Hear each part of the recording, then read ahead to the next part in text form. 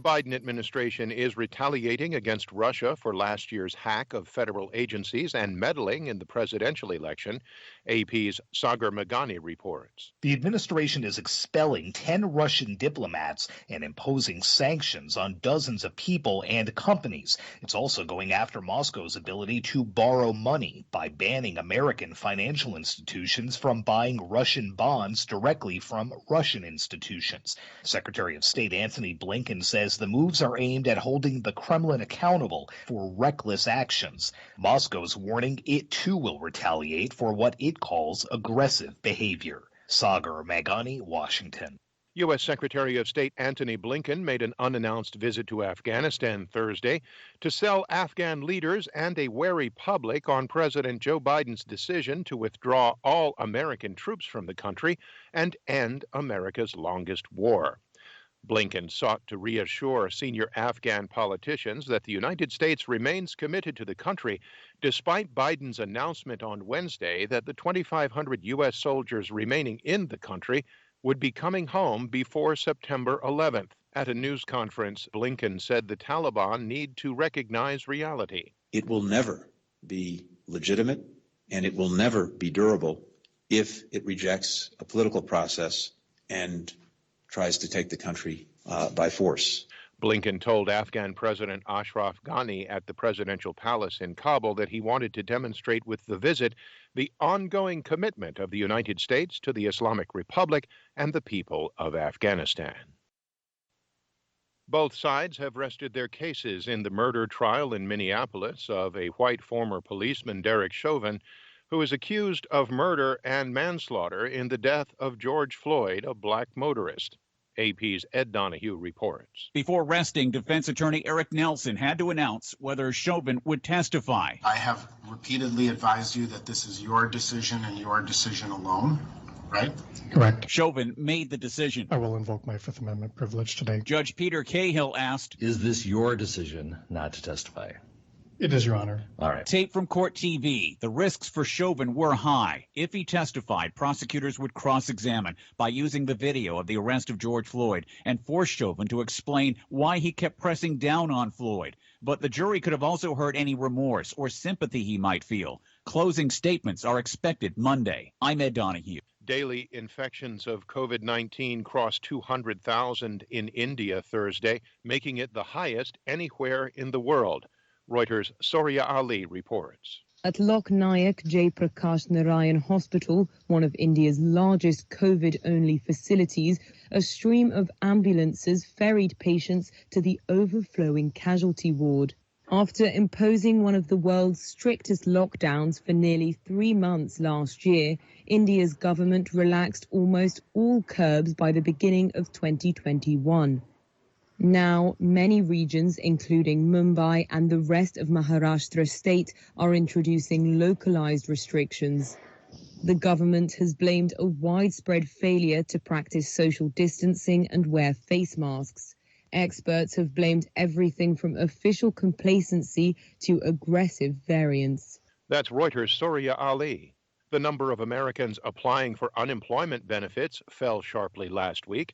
We get more from AP's Ben Thomas. The Labor Department's weekly report shows first-time claims for jobless aid plummeted by 193,000 to 576,000. That's a new low since the coronavirus pandemic first struck, and a hopeful sign that layoffs are easing as the economy recovers from the recession it brought on. While still high in historical terms, jobless claims are now well below their peak of 900,000 in early January. Ben Thomas, Washington. Singer Jennifer Lopez and former pro baseball star Alex Rodriguez have called off their engagement. AP's Margie Zaraletta has details. Jennifer Lopez and Alex Rodriguez released a joint statement to the Today Show that they are better off as friends than romantic partners. Lopez and Rodriguez started dating in 2017 and had been engaged for 2 years. I'm Margie Zaraletta.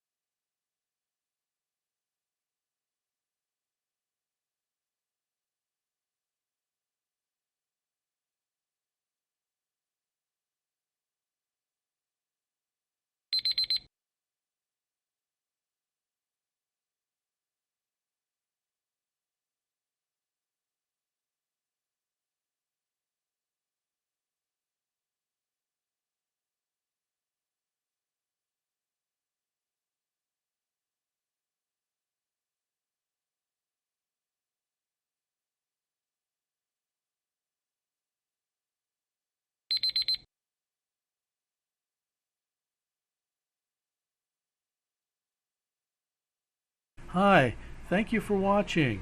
I hope the videos are useful for you. Please subscribe to my channel using the button below.